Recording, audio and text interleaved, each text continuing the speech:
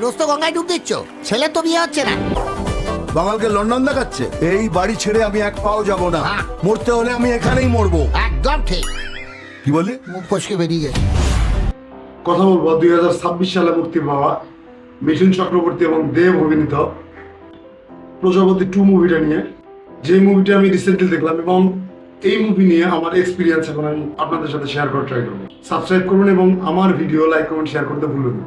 শুরুতেই যদি আমি প্রজাপতি 2 মুভিকে নিয়ে এক লাইনে বলতে চাই, তাহলে আমার কাছে প্রজাপতি 2 মুভিটা বেশ বেশ বেশ ভালো একটা মুভি। যদিও এই মুভির মধ্যে নতুনত্ব তেমন কিছুই ছিল না, কিন্তু এই মুভির যে ড্রামা পোর্শনটা সেটা আমাকে খুব ভালোভাবে এই মুভির স্ক্রিনের সাথে বেঁধে রাখতে সফল হয়েছে। তার পাশাপাশি এই মুভিতে দেব এবং মিঠুন চক্রবর্তীর অভিনয় আমার কাছে ব্যক্তিগতভাবে দুর্দান্ত লেগেছে। যদিও এই মুভির গল্পটা একটা ফ্যামিলি ড্রামা এবং খুবই গতানুগতিক একটা গল্প, এর মধ্যে নতুনত্ব তেমন কিছু ছিল না বললে চলে, কিন্তু এই মুভির ড্রামা পোর্শনটা পরিচালক যেভাবে আমাদেরকে দেখিয়েছেন সেটা খুবই দুর্দান্ত এবং এই মুভির প্রত্যেকটা পরতে পরতে আমাদেরকে এই ড্রামার সাথে কানেক্ট করতে খুবই হেল্প করে। আপনারা যদি কেউ প্রজাপতি 1 এর সাথে প্রজাপতি 2 কম্পেয়ার করতে চান তাহলে আমার মনে হয় আপনারা ভুল করবেন, কেননা যদিও দুইটা মোটামুটি একই ধাঁচের গল্প, কিন্তু তারপরেও যারা কমেডিটাকে খুব বেশি প্রেফার করেন তারা এই প্রজাপতি 2 মুভিতে কিছুটা হতাশ হবেন, কেননা প্রজাপতি 1 এ যেমন কমেডিটা খুব বেশি পরিমাণে ছিল, ড্রামা পোর্শনটা বা ইমোশনাল অ্যাঙ্গেল গুলো খুবই কম পরিমাণে ছিল, কিন্তু এই প্রজাপতি 2টা তার পুরোপুরি বিপরীত। এখানে কমেডি পোর্শনটাকে খুবই অল্প পরিমাণে রাখা হয়েছে এবং ইমোশনাল পয়েন্ট গুলো খুবই বেশি আকারে দেখানো হয়েছে। এই প্রজাপতি 2 মুভির সবচেয়ে বড় স্যাটিসফ্যাক্টরি বিষয় হচ্ছে দেব এবং মিঠুন চক্রবর্তীর অভিনয়। চিনলে কি করে? তুই তো সারাদিন থাকিস 5 ফোড়ন আর কালো জিরে নিয়ে। আসল হিরেকে চিনতে আমি ভুল করিনি। আমিও তো চাই বাবা তোমাদের এই বয়সে তোমাদের ভালো রাখতে, তোমাদের খেয়াল রাখতে।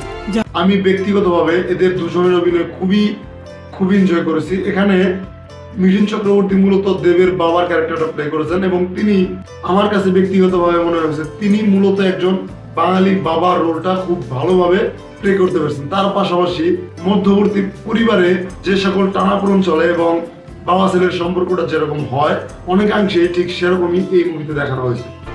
ছোটবেলায় কি বলতাম মনে নেই? দেওয়ালে পিঠ থেকে যাক, নিজের স্বপ্নকে মরতে দিবি না। তোর বাবা এখনো বেঁচে আছে। এখানে দেব এবং মিঠুন চক্রবর্তীর বাবা ছেলের কেমিস্ট্রি খুবই ভালো লেগেছে আমার কাছে। তার পাশাপাশি এখানে নায়িকা চরিত্রে মূলত 2 জন অভিনয় করেছেন, একজন হচ্ছে জ্যোতির্ময়ী কুণ্ডু আর একজন ইথিকা পাল। মোটামুটি দুজনেই পর্যাপ্ত স্ক্রিন টাইম না পাওয়ার কারণে জন্ম মৃত্যু বিয়ে, আমি বলি পাত্রী খুঁজুন লন্ডনে কি। আপনার হাতে জাদু আছে স্যার, দারুণ হয়েছে। আমার মনে হয় তারা তাদের অভিনয়ের যে দিকটা সেটা খুব ভালোভাবে বা পুরোপুরি প্রকাশ করতে পারে নাই, কিন্তু এখানে দেবের মেয়ের চরিত্রে যে অভিনয় করেছেন ছোট্ট একটা বাচ্চা, তার অভিনয় আমার কাছে বেশ ভালো লাগছে, কেননা সে তুমি কাকে বেশি ভালোবাসো পাপা, আমাকে না মামাকে? মাম্মাস গার্ল মিম।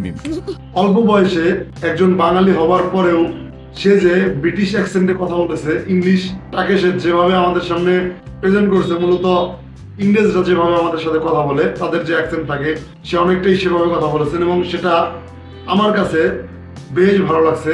তারপর এই মুভিতে বাঙালি যে খুব বেশি ফুডি হয় এই জিনিসটাকেও সেই সঙ্গে কিছুটা হলেও দেখানো হয়েছে, যে বাঙালিরা যে মূলত প্রচন্ড খাবার খেতে পছন্দ করে সেটাকেও এই মুভির মধ্যে দেখানো হয়েছে খুব ভালোভাবে, যেটা আমি ব্যক্তিগতভাবে অনেকটাই পছন্দ করেছি। এই মুভির আরো একটা ভালো দিক হচ্ছে এই মুভির ব্যাকগ্রাউন্ড মিউজিক, সেটাও আমার কাছে বেশ ভালো লেগেছে এবং তার পাশাপাশি এই মুভিতে বেশ কয়েকটা গান রয়েছে এবং গানের প্লেসমেন্ট গুলো খুবই সুন্দর এবং সেটা শুনতে ভালো লাগে। বেশিরভাগ ক্ষেত্রে এই মুভির গানগুলো আমাদেরকে বোরিং করে না।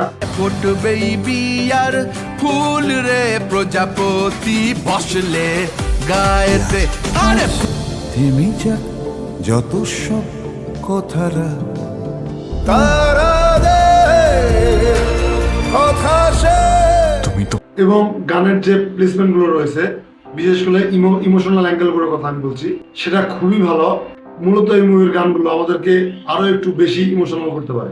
তার পাশাপাশি এই মুভিতে খুব সামান্য পরিমাণ কমেডি হলো, যতটুকু ছিল ততটুকুতেই আমি হাসতে পেরেছি এবং এই মুভির সম্পর্কে আমার খুব বেশি আর বলার নেই। আমার কাছে ব্যক্তিগতভাবে এই মুভিটা খুবই ভালো লাগছে। আমি ব্যক্তিগতভাবে এই মুভিটাকে এনজয় করেছি। যারা ইতিমধ্যে দেখেছেন তারা অবশ্যই কমেন্ট করে জানাবেন আপনাদের কাছে কেমন লাগছে, আর যারা দেখেন নাই তারা অবশ্যই এই মুভিটা দেখতে পারেন। আমার ব্যক্তিগত দিক থেকে এই মুভির জন্য রেটিং হচ্ছে 4 আউট অফ 5।